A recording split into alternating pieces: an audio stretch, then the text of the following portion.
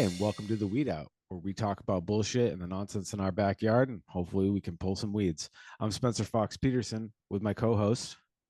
Hi everyone, I'm Joanna May Booty. It's been a slow spring for us here at the Weed Out, but things are getting on track. We have a lot of exciting things coming up in the next couple months. Going to be changing the format up a little bit. Maybe bringing in, well, not maybe, we are bringing in other folks to panel the Weed Out. Some familiar voices, but we'll get more to that as at a later date. But that's the quick and short of our housekeeping. As always, go to www.theweedout.com, find all the links for this episode, anything we reference. We're gonna, where to find the person we're talking to, all that stuff. Same deal as always. It's on the podcast notes and on the website. So www.theweedout.com. Always feel free to follow us on all the social medias at the Weedout or at the Weedout 413 on Instagram. And always feel free to hit us up in the DMs with any suggestions, comments, concerns, and we'll get to you. So as always, Joanna, how are you today? I'm okay. So I'm personally great, I guess. But the situation with the student protesters, especially locally connected to, I personally work at UMass. So that situation is a difficult one to I guess watch because I haven't been a part of it. The faculty senate met today and I watched some of the video of that and I was really proud of them. So I hope there's some movement there and I don't know, I hope the students are not charged and they're safe and okay and all of those things. So I'm good, but I'm thinking about all of those things and the genocide that is occurring in Palestine and other places too. So it's a great for me, but also it's dark times we live in. How about you? I always, the last 6 months, for real though, I've been leaning on that. Personally, I'm good. Things are stable. I got a roof over my head. Everything's good at home. Animals are happy, fat, and stupid. But there's a lot of things to despair about. And, I still have to go to work and work for somebody else every day. And they don't give a fuck. It's nothing personal. That's just the way bosses and workers are, right? But thank you for mentioning the action at the local university. Shout out to the five colleges for doing your part. Shout out to the kids, as always. They're our true north. We always have to. Oh yes, definitely. They're on the right side of history. And shout out to PSU, my union, and all of the unions at UMass that stood up against bringing police on campus to harm the students in any way. It's horrifying. And small shout out to my. I don't know who you are. If you listen to the show, to my dear anarchist friends who did a direct action against L3 Harris in Northampton, the weapons Oh ban. yeah, hell yeah. They vandalized their building with red paint to symbolize the blood that they've spilt. And they're multiple groups, but I don't know who these people are. They were black bloc, all in black. So shout out to them. Hopefully you get this message. Keep doing what you're doing. And shout out to all the people doing the more standard civil disobedience standing outside L3 Harris. This is a multi-pronged issue, and it's imperialism, and it results in genocide and oppression. And it's not just in Palestine, as Joanna mentioned. So that there goes that segment for the episode. Very uplifting. Very uplifting. Before we dive into our awesome guest that we have here. Yes, and remember at the end of the episode we're going to do Ghoulery and Tomfoolery. I'm sure y'all missed it. It's we didn't get. I don't think we did it last episode. So stick around for that at the end. It's a good one. Well, it's Ghoulery, so I'll give you a little hint there. But without further ado, I am so happy to welcome season 4 winner of Netflix's Blown Away, an glass blowing reality or competition rather. It's not a reality show. It's a competition show. This person's very special to me. This is my sister Morgan, my one of my older siblings. I only have two older sisters, and she's the second to the she's middle child, and she made us proud this year, and she showed up and made some awesome pieces in a competitive situation. But we're here to not only talk to her about experience, but talk to her about what it's like to be a working artist, and what that means is you don't get to always make your own stuff. Like I feel like these reality shows or competition shows kind of take away from they don't in my opinion don't fully address like what do these people do day to day, because that's not really fun. But like whenever I'm a cook, so whenever I watch cooking shows, I'm like, this isn't how this it's different. It's TV, Spence. They don't count. Like, TV. what about the guy that that no call no showed? They don't throw that monkey into their fucking. It's true. That's true. But they got it. I may not be the world's greatest chef, but you know what, man? I would always figure shit out in the worst circumstances, and we'd still get the service done. But without rambling on anymore, I want to introduce my lovely sister, Morgan Peterson. Hi, thank you for having me. Yeah, thank you for coming on and sharing about your experiences, and to kind of put it on blast, I have a semi-famous sibling, and also just I'm really proud of you for putting yourself out there and competing and doing what you do best. Thank you. Charm and woo people, I guess. Yeah. And torturing our parents. I'm an expert. Wait, were they tortured? See, this is I'm sure. Just for full disclosure, everybody at home, enjoy it. Morgan and I, we text, but we don't really, we live on opposite sides of the country, so we don't. I'm probably going to hear some things I've never heard today, so this is all new to me. So how did mom and dad actually respond to the? They were really proud, but Ashley, our sister, our eldest sister, just our parents are very strict, and I was never very good at following any sort of rule. So when my mom saw more tattoos on me than she had seen since I was like 15 or 16, all she said was, "Oh, she has more of them." She didn't say anything to me, but she said something to Ashley, and at this point I'm in my 40s, so it's like, really, what are you going to do? But I think all in all, they were very proud, and I think entertained by what I do, and I think they're proud of all of us. We've all done different paths, but we're all very hardworking individuals and stay true to what we believe in, regardless of what the outcome may be, even if it's going against the norm, which Spencer and I do quite often. So I think it was expected, but also unexpected, but they were very proud. I'm biased. I've always loved the things you like when we were kids. You drew a lot and like doodle, or even like cutting people's faces out of doing Photoshop, cutting people's faces out of pictures and stuff. Yeah. Torturing Ashley. Yeah. Right. A little bit of psychological. I was unfortunately I was the tag along in a lot of ways because I'm the youngest, so different experience. No, it was my backup. It was my lookout. That is how it works. I'm the oldest, and I'm sorry, Spence, you're not left behind. It is actually Ashley probably who needed to watch out for you two. And I'm not I'm not saying that she didn't do anything wrong either, but my little siblings, they gave me a run.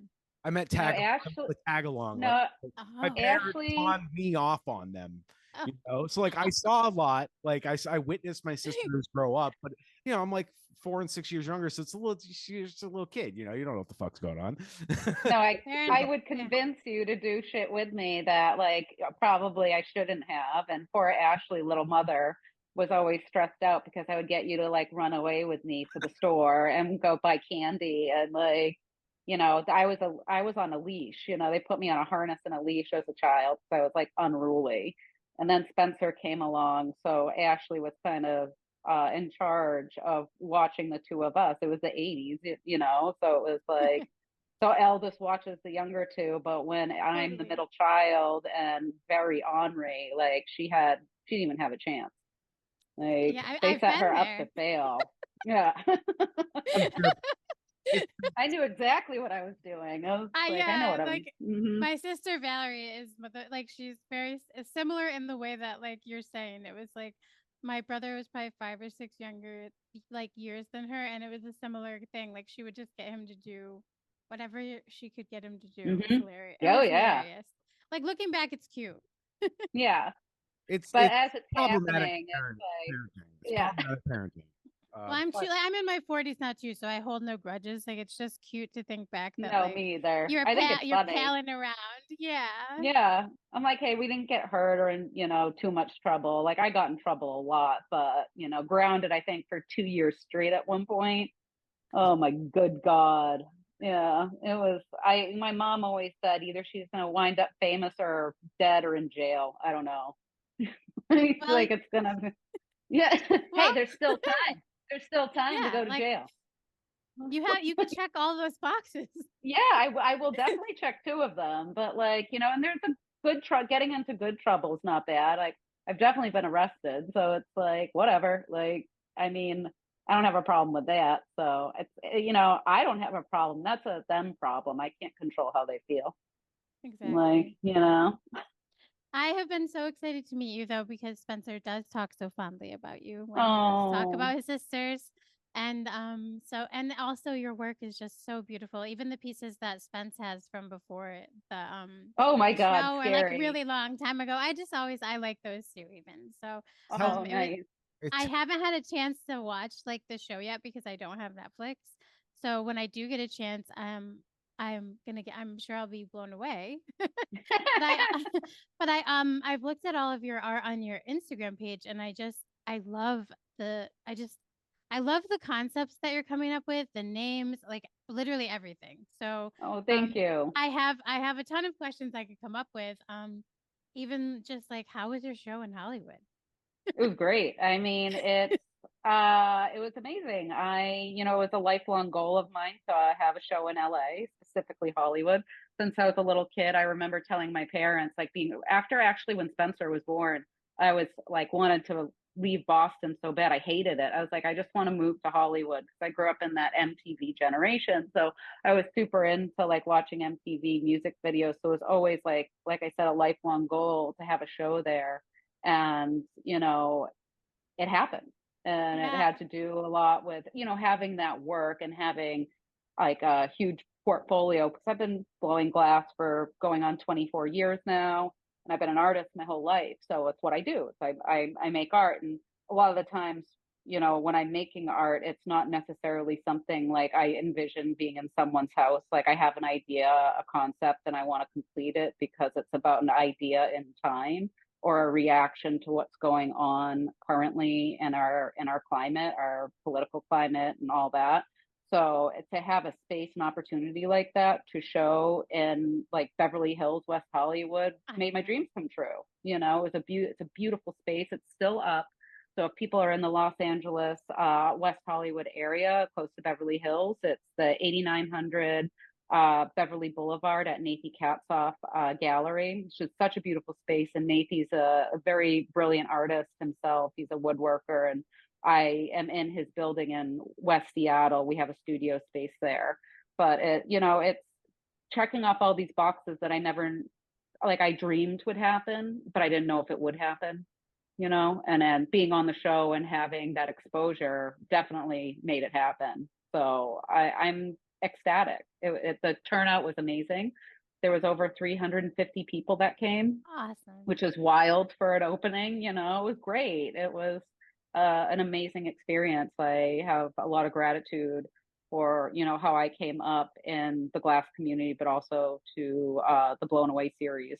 Like they opened a lot of doors for me, and Netflix with that too. So it's been great. Well, congratulations. And like I said, I just love the pieces and the way that you describe how they speak to they speak of like political things or what's happening in our times. Like that comes through completely with so many of the pieces that I saw in the show. I wish I could go see them. Honestly. Yeah. Yeah. So I'm jealous of anyone who got to see them in person because they just I'm sure the pictures do not do them justice. Yeah, in the show too, you get one chance to do something typically before you ever see something of mine. I have attempted it 10s, 20s or not hundreds of times. You know, you're seeing like the 100th iteration of something. So it's very refined. On the show, you get one shot. And it's like, you know, I would not show any of that work ever if it were up to me, you know, but it's like, that's the challenge. It's like, what can you do in this very, very short window of time? It's like, it's a game, it's a contest. You're not going to make the best artwork ever. It's just not what it is, but who can come up with the best idea and execute it, and under the circumstances which are very stressful, and you're working in a studio that you're not familiar with people you've never worked with before. You know, it's literally like if you work in a kitchen, you're your first night, you're in the weeds, you don't speak the language of anyone else, and like the oven, it needs to be calibrated, it's off by, let's say, 50 degrees, and one of your burners is really hot, and your knives are dull. So it's like there's so many factors. So, but it's like, what can you do? How good are you? That's what the actual competition is. And the thing is, anyone can have a bad day in the shop. Right. It could have been any, you know what I mean? Like, yeah. Everyone has bad days. So it's just like, I feel very fortunate to have made it as far as I did in the competition.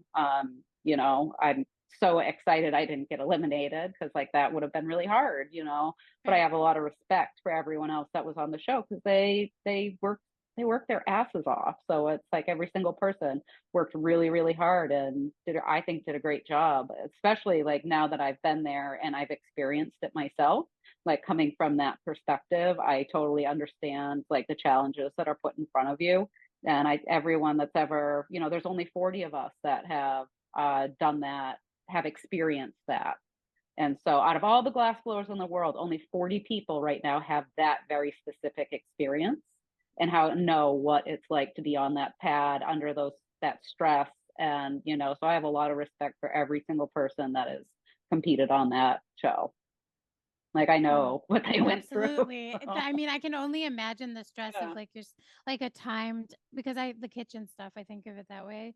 Just the timed work, it must be so like, it's how so did stressful. you handle? Yeah, how did you handle that? I would have like, I feel like I would have had to have like a specific thing to keep me like okay. Honestly, it was just like, just get through it. And a lot of times mine was like, how can I twist words on themselves? You know, and I have to, you have to make everything your own. In my eyes, that's what I need to do. You know, like I need to set myself apart. Like I make everything into a game for myself, and it's all about my entertainment at the end of the day when I'm making things. You know, why else be an artist? Like I don't do it for anyone else. I do it for me. So it's like everything I did, I was like, this is for me. So if I get sent home on this challenge, that's fine, as long as I stayed true to myself. But it's no matter what, every single time you walk onto that pad when you're blowing glass, it is stressful. It is so stressful. It is I can only imagine, like you said. And that's such good advice that you just gave for life in general. To relieve stress, just be what you are. Be what you are, because like you can't be anyone else. They're already taken. You know, like you just got to be yourself. And you know, I know what people are not going to like it. Some people are going to love it. Some people will be indifferent. But typically, you know, in those situations, it's a pretty polarizing standpoint. So, you know, people either love me or hate me, and it's like, whatever, I don't give a shit. Like, are you paying me? Oh, fuck off. Like, suck my dick. Yeah, I hear you. Same like, vibe. He paid me, asshole. Keep talking about me. All you're doing is putting me higher in the algorithm and getting people to look at my shit. So thank you. It's true. The tears of the haters fuel. Oh, it's amazing. Fuel us for life. It's so true. The sweetest drink of all. That's what I always say. Like, oh, I could have these all day, you guys. Oh yeah, I save them all too. We print them out and make shit with them. It's funny. People are idiots. They are. It's like, find something else. Don't let me live rent free in your head, please. I love that I do. I'm like, oh, that's so nice that you think about me while you're laying in bed and you can't sleep, and it's me, and I'm sleeping so beautifully in my bed. Yeah, that is good. I mean, that's such a nice, like it's such a nice thought to have. Like, oh, I'm resting. And to be so upset about at reality shows or whatever, when there's real shit going on in the world that you probably should be upset about, you know, like kids being slaughtered, whatever, you know, like, let's be mad at reality TV show contestants. My life is ruined. Like, it's so funny. People are or either people are, it's a whole spectrum. They're absolutely amazing and absolutely horrendous. And the whole spectrum in between. You're just like, oh my God. Yeah, But it's they like, never stop surprising you. I'm surprised all no, the time, and I thought it would no, end like I'm like, no, oh, I'll figure it out. No, it's no. always it's always a surprise. But that's a That's good a surprise. segue. It's a good segue what you said about like what's happening in the real world. Like, what in the real world has influenced your work the most? I guess, especially the most recent work that you're doing. That like, is it a specific thing or the concepts you kind of mentioned before? I'm always influenced by what's going on around me. That's like how I keep making work. Like I get really bored after a while, so I can't keep making the same thing over and over again. So like right now, like what's going on, I always like to have, I digest information that I hear, and I'm like a news junkie and a history junkie. So I like going back and, checks and balances and all that sort of thing. So right now, thinking of what I do for a living and the resources that we use, specifically glass, and how it's made, predominantly with silica, like metals, precious metals, and lithium, which is what the war, part of the war is over in Ukraine and Russia, but also oil, and so gas, those resources. So I think about that all the time, and how we're all partially complicit with a lot of things, and the what's going on politically. But right now, what I'm working on is I've been working with a lot of blood spatter and mirrors, like referencing historical elements in glass, because I love, like I said, I love history and I love referencing historical elements. So what I really want to do right now is make this really beautiful Venetian 19th century mirror that's all like transparent blood red. But I'm going to engrave like fishnet and olive branches in it, and all the flowers will be, the symbols for martyrs and war. So red poppies and red roses. So, and it'll be like a rippled out massive Venetian mirror. And that's what we're going to be making in Italy. So, referencing these historical artifacts that were in Versailles. So only the richest of the rich could have these pieces. It was such a luxury item. This has always been the way. So that's part of what I do for a living. I work, like most of the people that buy what we make are the 1%. So for me to like be able to be okay with what I do, it's like I have to make work that speaks to me. So it's going to be the self-reflection that we are all complicit, and in a lot of ways, that we can make things right, and we can rectify things and speak out and stand up for others. And through art is can be a very political tool.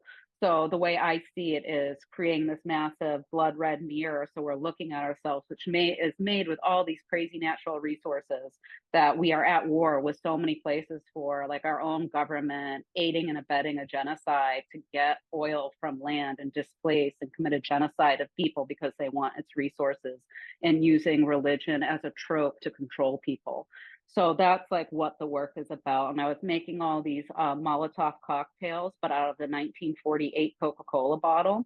So they're all Awesome. going to have like, different, I'll enamel them. And I found a mold actually from the Coca-Cola factory from Oh, 1948. So we want wow. to, yeah, remake them and then have all hand painted labels, but with different, instead of nutrition facts, it'll be like facts about things that happened historically throughout those lands, and how our government and our capitalistic society has poisoned the well in so many places. Is you have to be able to look at it like from a self-reflective standpoint. It can't be pointing the finger at everyone else. Like we all have benefited from this, and it's like not just calling, you have to offer solutions, but it's, as an artist, I feel like my job is to document what's going on at that current time. So everything I see as what I do is a current modern day still life.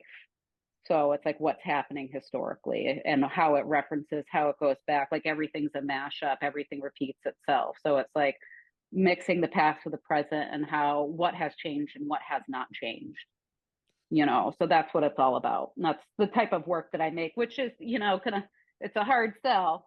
At the end of the day, I make things that I'm okay living with for the rest of my life, that I'm all right being okay with that. You know, I don't just make things to make things. I try to use my resources to say something. That's awesome.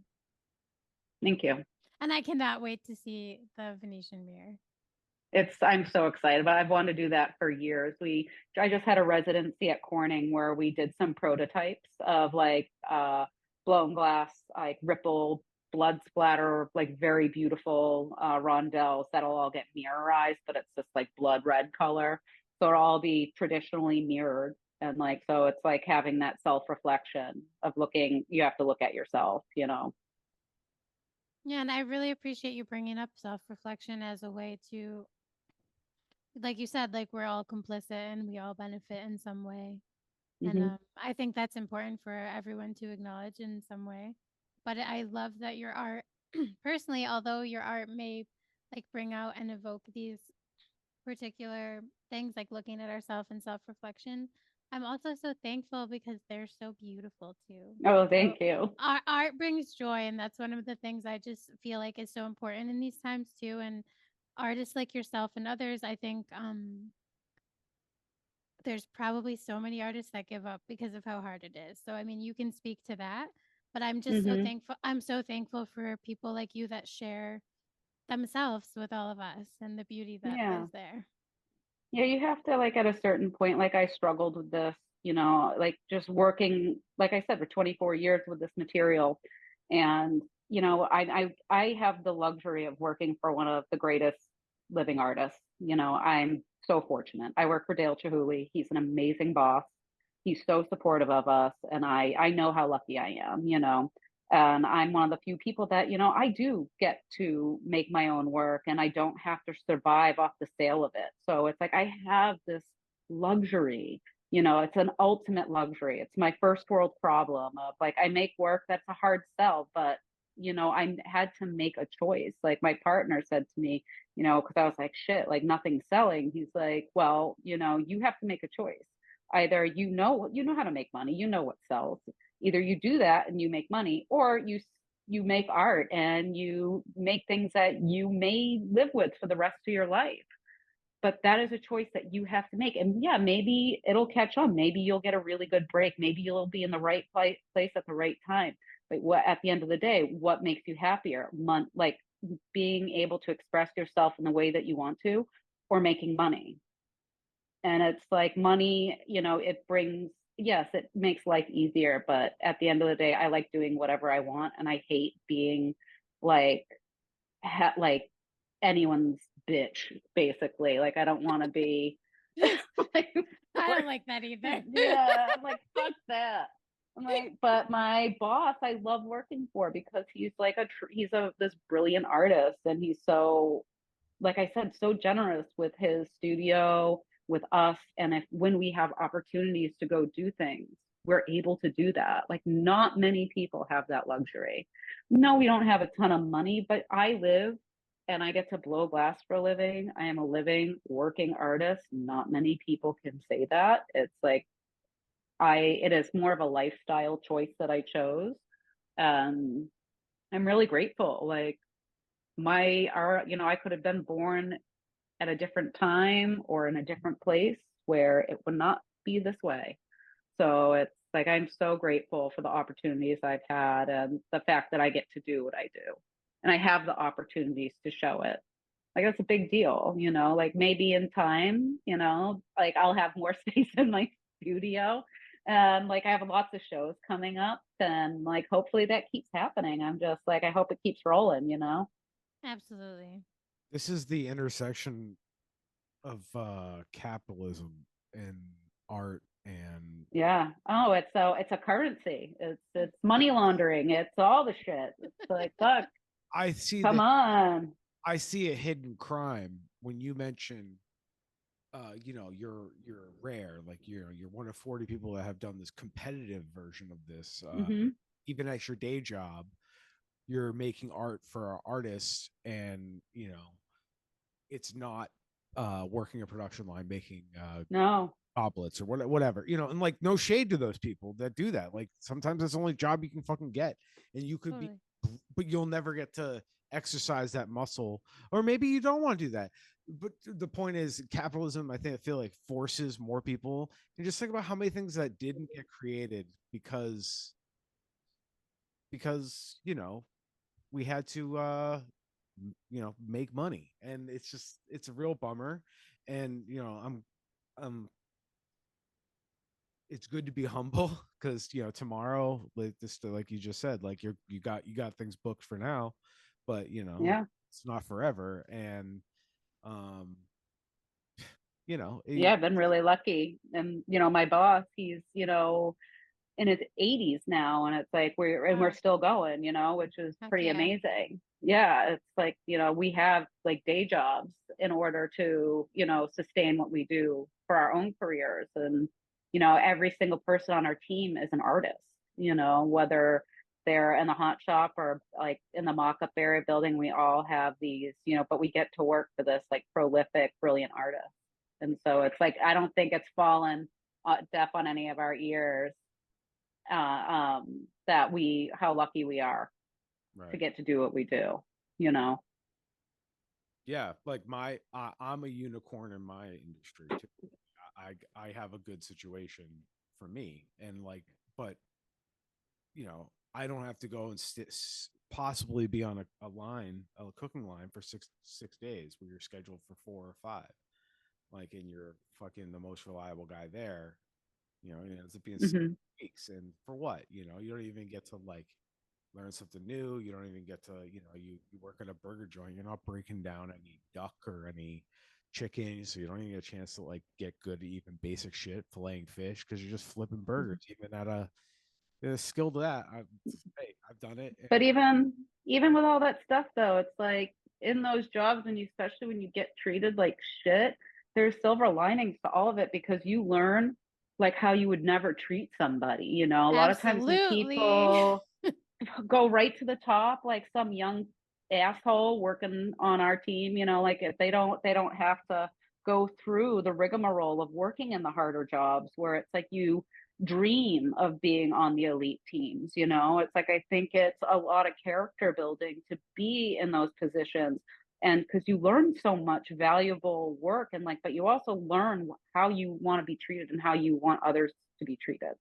So it's like, I think those jobs are so valuable. And like, I mean, our parents had us working at very young ages. Like, we had paper routes as far back as I can remember, and I would hide my money like a psycho. Like, I would lie to my mom on how much money I had, because I was like a candy junkie. It's like, all right, I'm not giving you my money. Like, like I'd hide a little bit every time, but it was just like, as far back as I can remember, we've been working. We never had an allowance or anything like that. We all had jobs. No, we lived in a surveillance state, Morgan. You weren't a junkie. You lived in a surveillance state. And you totally create your own little niche. I am unapologetic about this on this podcast. So that's where the anti-authoritarian streak comes from. That's why people like you and I, in our family specifically, because we felt always ill at ease. Well, I don't know if either of us really ever felt like we could relax. Oh no, God no. Things were very tense all the time for whatever reason. It doesn't really matter. But you grow up in this stew. So like, when you see the local, federal, like you lived in Seattle during 2020, for example, like there's a million. You and I are old enough where we can think of a million examples, but specifically, like, you saw the breakdown of local government, how they're willing to fucking beat their own. Oh yeah. Oh yeah. Well, Seattle was the first police force to have be trained by the IDF. Like, these are things that I have known for quite some time, that I have, like, I respect veterans and all of that, but I am very anti-war in every aspect, especially I cannot stand the police. And so typically the people that I know that turned into police were the assholes I knew growing up, the townies that just dicks to everyone. It was like a compensation thing. So, and that's not everyone, but it's like, if you're going to judge protesters, like the first one to throw the brick, and judge them all the same way, then why aren't we judging our police force as the bad apples all the same way? Because more times often than not, they're the ones starting the shit. I've seen it with my own two eyes. Like, I live in a very Muslim Arabic neighborhood. I'm the minority, and when all that was going on, we have a police station across the street from us. They were patrolling our neighborhood, and they're all young children. So I'm like so not down with that. So we would be outside waiting for it, the two whiteys in the neighborhood, and it's like two weirdos, it's like, so. But the kids are our future. Like, I never wanted to have children, but I'm very protective of the children in our neighborhood and children in general, because we need them to be educated and taken care of and their needs met. So when they're of the age to take over, they're capable of doing it. They need to have the resources, the education, the infrastructure, like, like, they're getting a lot of bullshit handed to them, and it's not fair. It's like, it's really shitty. Like, I don't know, the boomer generation, did a lot of selfish shit, and the Gen Z and Alpha are really going to pay for it. It's like, it really blows. So I'm with the kids always. Like, with the protests that are occurring right now, I'm always going to be with the kids. Like, they're doing the right thing, and what do they got to lose? Like, I understand that. Like, it makes me very proud of our students and the mobilization and the organization and what they're capable of, and their acceptance of people, and everything down to like gender being, everything, like the fluidness of people. And so I think it's a wonderful thing, and I'm just proud to see that our brilliant students are doing the hard work. We'll always have their back. Like, I guess I'm an adult technically, according to the law. I always feel that way too. I'm like, am I really an adult? Oh my God. God. Yeah. Oh, it's like I still feel like a teenager. I'm like, it's like, but I see those kids, and I've been at protests as well. Like, I know what it's like, and it's getting the shit kicked out of you by fucking fascist pigs. It's losers. They're losers. Yeah, I can't stand it. Losers. Like, I just, like, every time I see, I drive, so I drive a lot. Oh, I can't stand it. Every time I literally like turn the radio down and just murmur to myself, fucking loser, fucking loser, fucking loser. And turn it back. It's just, I gotta put the energy out there to like fuck with them. Like, I just feel like you gotta do everything you can to resist, because these fucking losers. And this is why we gotta get rid of the whole, profits over people model, because it's gross. It's gross. Job for these fucking, this is a jobs program for assholes. Yeah, they're like, we want you to have kids, but we won't do anything to help you or the kids. You're a bad parent if you can't take care of them. You're a bad parent if you're working. You're a bad parent if you're not around. Like, it doesn't really leave many options. And now it's like, to go to college, like at Tufts, where our sister went, it costs $100,000 a year. Like, insane. Who the hell can pay for that? Insane. Like, that's insane to me. Thank you for bringing that point up, because when the Columbia students started protesting, I looked up there too, and I was like, it's disgusting. It's like 90 grand. Yeah, but it's like similar to Tufts, and I'm like, these students have the right to do whatever. I cannot believe that you brought the police in on them. Like, they're paying so much money. Like, it's ridiculous. Those fucking fascists are beating their paycheck to death. It's like, I'm psyched that they're losing admissions, and all these kids are like, fuck you, I'm not applying here. Good for them. They're smart cookies. You don't need to go to an Ivy League school. Yeah, it's like, the paperwork, the pedigree, that nonsense. But if they keep up the work that they're doing, that shit's not going to matter anyway, because we've seen the scandals with the educational system of parents paying their legacy bullshit into schools. At that point, what's the point of having like a Harvard degree if you had to pay for it, like literally got paid to go to school, like the parents paid to get them in. Like, it's not on merit anyway. And it's a very like white supremacist system. It's like, if the kids keep doing what they're doing, they're going to restructure everything. And I'm here for it. I'm like, I'm ready. They've got to set it up for themselves and their future children. And it's like, that's what's important. Our climate, that people will have potable drinking water, food, resources, like, these are the things that are important. And, even someone that works in an industry that utilizes a lot of natural resources, it's like, I think about those things too. It's like, even if like glass blowing had to end tomorrow, like, okay, I would figure out something to do. I've always worked very hard and whatnot. And for art purposes, I've always been an artist. Like before glass, I used other materials. So I still use other materials. So I would just use whatever was around me, but I'm psyched about all the students and the people doing. They're on the right side of history. Like you gotta typically, things that the government says are wrong or illegal, like when people were harboring Jewish people and hiding them from the Nazi party, that was illegal. So, or helping slaves get away from slave masters and getting them out of slavery, that was illegal. So I would much rather be arrested for doing the ethical thing rather than being some sort of subservient fool to white supremacy. I don't know. I find it to be kind of gross.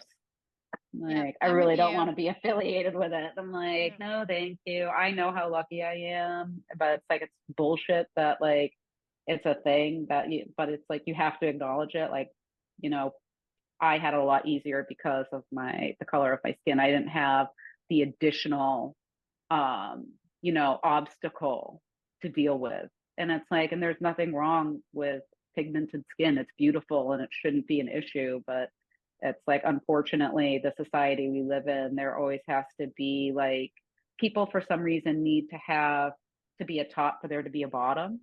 Yeah. But which just doesn't make sense. It's so wrong to so me too. it's so oppressive. It's so oppressive. Yes, it doesn't make any sense. It's like, I don't like we're all equal. We should be considered all equal, but even our rules and like basically, if you have enough money, the rules don't apply for you. I mean, we're seeing it right now with the former hot mess that was in the White House with all his appointments. What about the fucking current one? Like, oh, he's a genocidal maniac. He's breaking. I'm sorry to go on a total tangent, but like, audience, he is not only breaking international law, like flagrantly. Oh, he's gross. He's breaking our own. We have a law. It's very basic.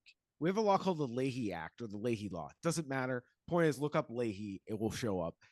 Basically, if you know, and they've admitted that they know Israel has done stupid shit with their weapons. Like they've acknowledged, some things have gotten out of hand. They've acknowledged it. They're breaking a law, like out in the open, and they're talking about impeaching him for not giving unconditional aid to Israel. It's like, what the fuck? No, the impeachable act is right there. The Leahy law. Yeah, like they impeach him for being like a fucking psychopath. He's so gross. Like they're all disgusting. Somebody for engaging in war. Like, I don't know. It doesn't matter. Sidebar. They're all gross. They're all gross. Horrible. Yeah. They're horrible human beings. Vote third party. Just fuck this. Like, this is crazy. I'm sorry. I think that this next generation, I do think if people mobilize, they can get these psychopaths out of there. I'm hoping. I'm very hopeful. Like I appreciate your hopefulness so much because I need it, because I try to focus on the students and everything you're saying, but it really brings my mood up to hear that, because that's one of my focuses too. It's like, okay, maybe it will work out for them. It will. It's like we just have to be supportive and, reinforce it with positive energy. Negative energy makes you sick. So it's like, there's no reason for it. It's like, don't give up until your dying breath. Like, don't even just keep going. It's just, you want to make things better for the people around you. Like, I don't know, like I don't have children, but I have nieces and nephews and benevolent nieces and nephews, but I want to leave a good world too, the best I can, and it's like, everyone should be treated justly and fairly and have opportunities to do whatever, it doesn't have to be, no, this person needs to be digging in the mines because of the pigment of their skin, or, all these reasons why we have these quote unquote shithole countries. Why are they that way now? Well, because the US went in and destabilized their government, raped the land of its resources, and now they're all fucked. So it's like, okay, so we're really like the bad guys. We're the terrorists. Yeah. Oh my God. Like, how do I get out of here? How do I escape?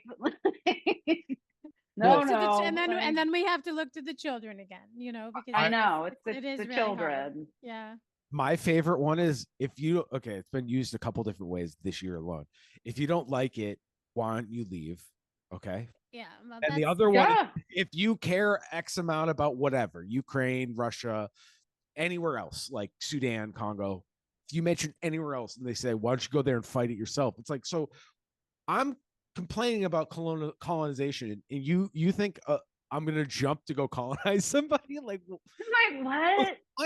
No, I have to stay fucking here. And if we give the land back to the Native Americans, give them stewardship, and we apply their logic and their something like nobody owns land, like we all have to take care of it together, and we can vote on that democratically and use science and all that stuff. But anyways, but well, if they're going to use that logic of like specifically what's going on in the Middle East and Palestine with settlers colonizing going in, it's like with that mindset, then you want to know what? Everyone in America needs to get the fuck out of their house. And if someone of native descent comes in, it's like, this is mine, then all right, bitch, move. If you're okay with it happening over there, then you better be okay with it here. That's not the way it works. You don't get to have the dual citizenship and shit on people in another country because of the pigment on their skin. Because when you break it down, it kind of all comes down to that. It's like, what is it really? It's like white supremacy, colonization, capitalism, and just gross. Yeah, no, the whole thing when people say, "Oh, like Israel controls our government," it's like, no, bitch. That's just they're because they're doing the same. They're literally doing what we did to the people native to here on Turtle Island. They're literally doing our playbook. It's like, holy shit, this is nothing different. They just switched out Christianity for European Jews. Like very obvious rebrand, reskin to specifically destabilize the Middle East. And it's just like so fucking obvious when you look at it, like from just like whoa. It's so devastating because there are good people everywhere and there are shitty people everywhere. Exactly. And they're like, before this was all this current part of what's going on, they're like Netanyahu was going to be overthrown. They're about to impeach him. Like the Israelis were pissed. It's like, and there's people, it's just like saying in America, like if you're American, you support Trump. That's not true. There's like a whole spectrum of people that are vehemently against it or like completely 100% for it. And that's the same in every country. Like you can't just generalize a group of people, and of course it's like a white supremacy thing going on over there as well, but it's not everyone. Like my heart aches for like all the people being harmed. It's devastating. It's really devastating. But the people of Palestine have been brutalized for a very long time, and it needs to stop. And remember, kids, to eat local, eat your local billionaire.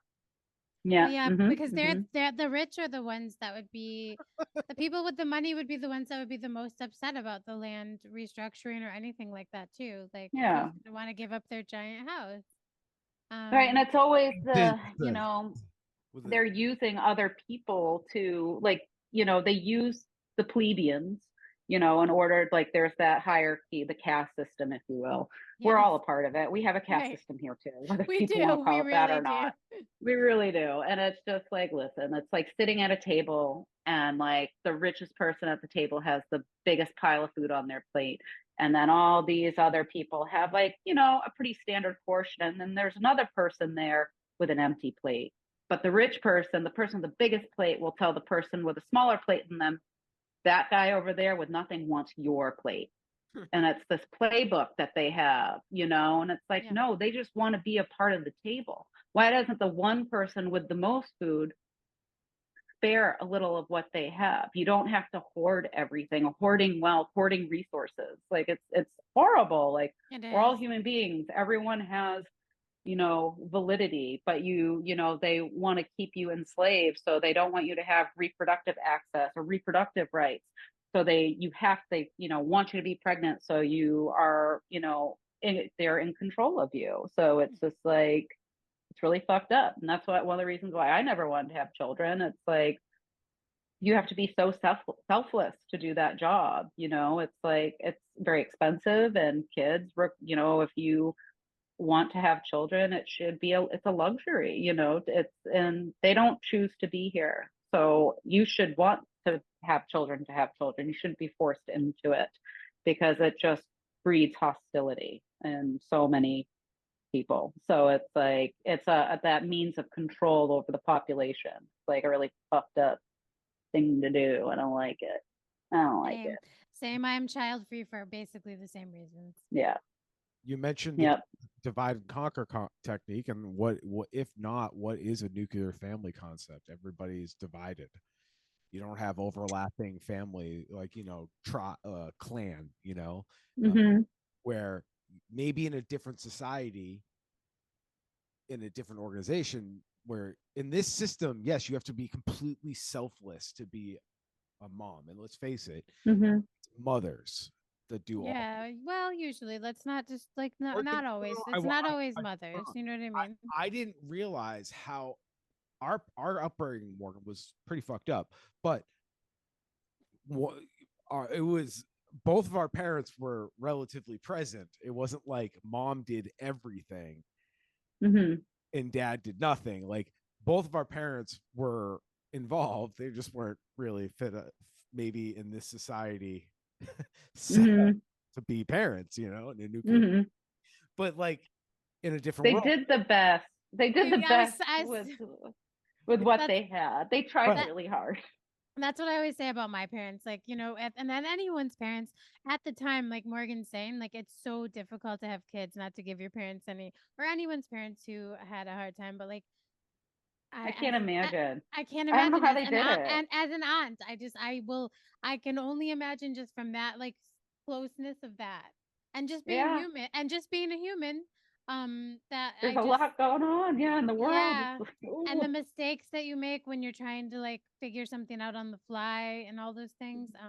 Yeah, it's hard. So you know, it's really, there's things that I look back on, I'm like, oh wow, I was tough. I was a tough kid, you know, but I was a kid. We were kids. And it's like, we were kids. And it's like, our parents clearly wanted children. They had 3 of us. So it's, you know, I mean, they, like I said, they did the best that they could with what they had. And I was definitely a curveball. So it was, you know. Hey, you came out you came out great, Morgan. You're awesome. I came out swinging. Like, exactly. I put them through it. But it's, you know, I feel like they are, you know, very lucky parents that we are all stable, you know, functioning members of society, whatever that means. You can function this society. I think you're mentally ill. So yeah, I'm like, I guess I'm alive. I'm like, you know, I'm like, we're here. We're here. I'm here. And like, I'm not locked up in a padded room right now. Not yet. You're creating beautiful artwork. So thank you. Thank you. Yeah, it's like a crazy time. So since we talk so much about your art, it's hard to talk about it. I want people to see it. Yeah, they need to see it. Tell everybody where they can seek it out so they can see it So right now, like if you want to see any of my work, it's all like archived on my website, which is www.themorganpeterson.com. And I have a show up at Nathy Katzoff Art in Beverly. It's West Hollywood, really close to Beverly Hills on 8900 Beverly Boulevard. And then I also have an upcoming show at Traver Gallery in Seattle, Washington, which will open on October 3rd. And it is a group show with 2 of my friends that were also contestants on the show, Blown Away Season 4, Karen Willenbrink Johnson and Gemma Hollister, who are fabulous artists as well. So we're all going to be in a group show together at Traver, which is right next door to the Seattle Art Museum, right down in downtown Seattle on First Avenue. And I also have my Instagram handle, which is at Zucchini Noodles and Beef. And I know we're doing a TikTok as well, but we haven't been working on that quite yet. But I want to say it's Morgan Peterson is the handle on that one. All nonsense. but it's a lot of my work is pop culture references and large scale pop culture references, a lot of engraving and political and conversations. So yeah, I will make sure to link, Joanna or I, whoever gets to it, we'll make sure to link in the show notes and on the website, our website, www.theweedout.com, all the links that Morgan just referenced. So in case you don't know how to spell zucchini. Even I don't know how. I mean, I am here for it, but the branding, it's got to be consistent. But I also, the rebel inside of me says, nah, fuck that. Well, zucchini, noodles, and beef is actually a pop culture reference and a true crime reference, so it's very on brand. Oh, nice. Okay. Yeah, You're corrected. I'm sure people that would probably like your art would probably know the reference. What is the reference, I guess? So actually, the gym I go to in Capitol Hill, there was this group of bears, like a group of there was a leader, the master bear, Dylan, and he had 5 pups. So like part of the gay community in Seattle. It used to be called Gold's Gym. Now it is Pacific Northwest Fitness. But basically these guys all had this, they had like crazy body modification. It was saline injections into their scrotums, which made them the size of grapefruits. It's insane. Wow. So if you look it up, it's really fucked up. But Whoa. my best friend and I, Debbie, we were going to this gym and we would see them all the time. We're like, oh my God, I want to be best friends with them. Like, how do we become friends with these people? And the guy's name was Noodles and Beef. So we changed our names to Zucchini, Noodles and Beef, and Doodles and Beef to be like, look, we can be friends. But what ended up happening is Tank, one of the pups, died like tragically from the saline injection. Like something happened, and then they hid his death from his mother. It became international news. This happened at our gym. It was super fucked up. And it was like all over, like the last podcast on the left covered it. Like it's fucked up. But like it was very on brand for me. I was like, oh, this is weird, but that's what it is. So I may have to look that up now. That's crazy. Look it up. That's crazy. Dylan Heffertepen, and the guy that passed or died was. It's really, the story is very sad, and his poor mother is in Australia. It's devastating. Dylan has disappeared. No one has seen him. I see some of the other pups around Seattle here and there, like at different clubs and whatnot. But the whole situation is just like, the more I read about it, it was like, oh my God, like how I find this shit, I'm just like very attracted to it. But I figured I'd keep the handle because I was like, it's very on brand. It's very fitting for me. So I like the name. Mm-hmm. Noodles and Beef is her Instagram handle. That's where you're gonna find the most accessible. Like most people are sitting on Instagram probably right now, so go there. But I just want to point out where a lot of people say Morgan and I and Ashley, our other sibling, look alike, have similar mannerisms, and kind of have the same sick kind of twisted view of the world. I have stranger danger. I'm an open-minded person. I am very open-minded, but like there would have been some, and nothing to do with the kink community would have turned me off per se. But when he said his name, the name would have been the second red flag for me. I was like, you know what?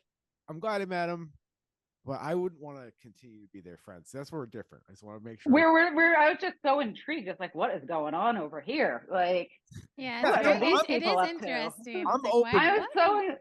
I would be curious, but that's 2 red flags, and I'm out. For you, that's a no. You're a no dog on this one. You're like, for me, that's a no.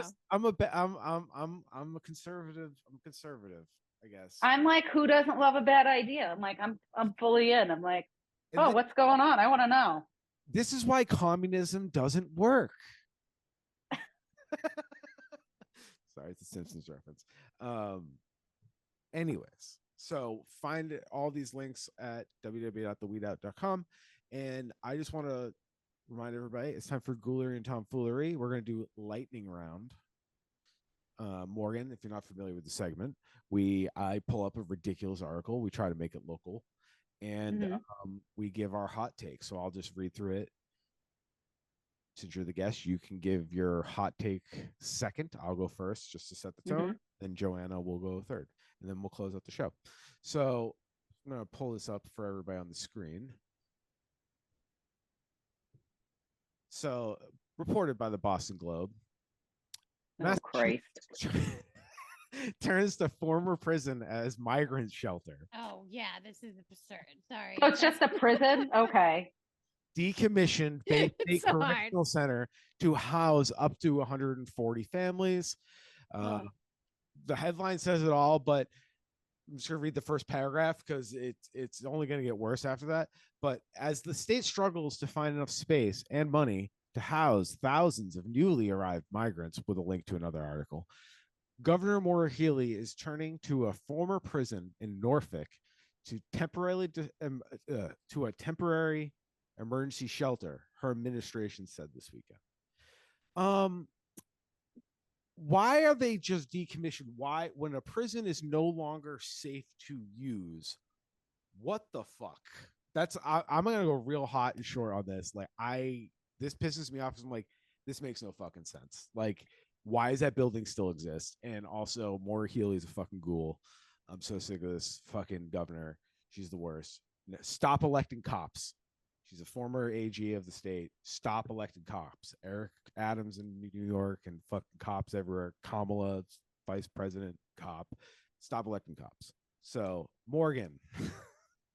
Oh my God. You need more. Do you need more context? Do you need more? Should I read more? Her face is so slappable. I just would want to backhand her. And what are you just like, oh, here, get used to it, bitch. So 140 families. So how many cells are there too? So what are there 70 cells, 2 families per cell? Because they're just so kind. I don't know. It just sounds horrendous. Like, if it's decommissioned, why is it decommissioned? Like, what's wrong? Like, was it a public, was it a federal prison, or was it what was this place? It's a minimum security facility, so it's probably not it could be because in Massachusetts, thankfully, with the weed laws not being how they were back in the day when we were kids, they honestly can't fill certain jails, so they're gonna actually close a maximum security prison in Concord soon for a similar reason. They don't have as many convicts. Well, that's anymore. Great news. So it is fantastic news. Yeah. So that may be why, but I'm not positive on this one. But that's just that's me hypothesizing. Wow. I mean, I would just like to add a little. It says the administration has identified a state-owned building in Norfolk to use as a temporary safety net site for families experiencing homelessness. So this is where they shove homeless people into this building that's been decommissioned. So likely, do you think all the plumbing works in there? It even says razor wire on the fence surrounding will be removed. It's like, oh, good. Cool. Oh, thanks. Because they're gonna jump a fence. No, the buildings are set up to keep you trapped. Prisons are built very specifically. It's not a fucking oh my God. That's I understand. I want their intention to be in the right place, but is this just preparing? Are they migrants? Are they making their way through the to become citizens system? Are they coming in as refugees? Are they going, there's so many questions that I have, what's going on? And is this just a way to shuttle them back to where they originally came from? It sounds like the detention holding center that we had, the INS building in Seattle, which was basically, it was a prison. I had friends that it was turned into an artist space after that. And so we had friends that had their studios in jail cells, and it was it was the Inscape building. So, and that was where all of the migrants would come in, and the refugees, and they were detained there. So I'm in my mind, that's what I'm thinking. And that woman, she looks terrifying. So, well, she's a cop, so yeah.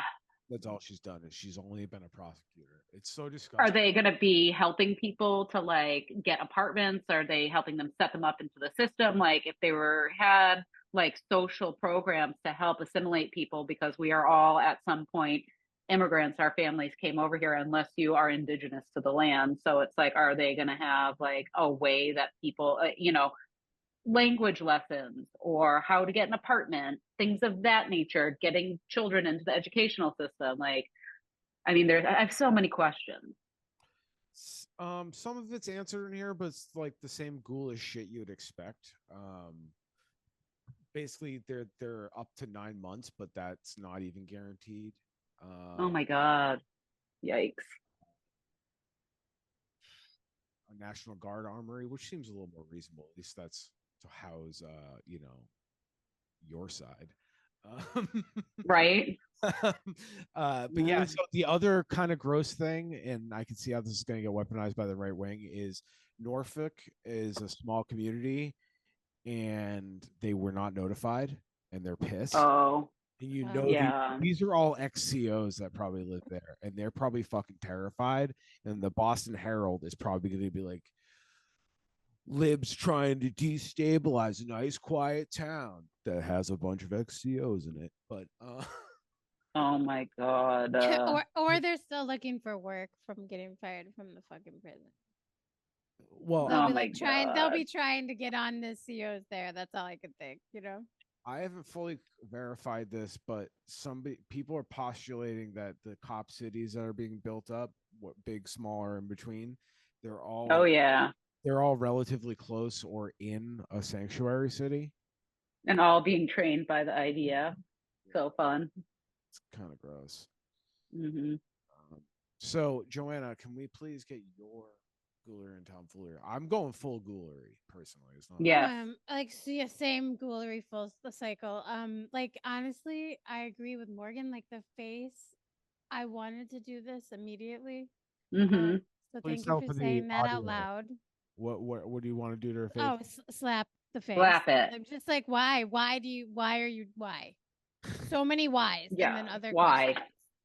And then with this, it's the same for me. It's a big why. It's like, first of all, why do we have a fucking like decommissioned building still sitting if we have a surplus of like hundreds of millions of dollars and we need housing for people anyway? Like, why hasn't it been renovated into something other than a prison already? Like Morgan said, the amount of questions that I have would upset them. And like you said, Spencer, the answers will be full of nonsense because that's how it ends up being. And like I will personally I will always have a thorn in my side for Maura Healey because she did give herself a 20% raise when she came into office. Excuse me? Yes, everyone like in her administration. And then all the teachers unions had to wait like a super long time just to get 4%. That's repulsive. Not even the cost of the cost of living raise. One of her first acts as governor. That was her like her first the only guy that turned it down.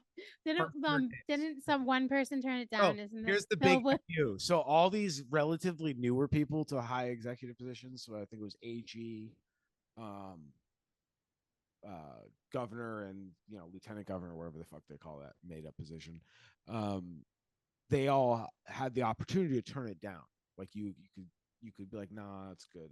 I'll keep it where it is. I'll defer it till the next term, and whoever's in the seat can decide. Why that one person gets to make a decision on their own fucking raise beyond and that much. It's like, oh my God, no one gets the raise that much usually. That's a craziness. Here's the gross thing. I think part of it is because there's like poison pills in government. So like some Republican or neoliberal was like, oh, I don't need the salary, I'll defer it. So all these set raises that were probably supposed to happen just kept getting deferred. I don't know this for sure. I don't know. I think they're greedy assholes. Sorry.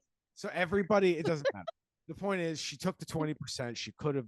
There was an option. Yeah, like fuck that. And the teachers weren't getting paid. We know there's an option not to because Bill Galvin, gangster, Massachusetts, blue dog Democrat. Which I don't really like him, but thank you for this. I hate that man, but it's such a genius political move.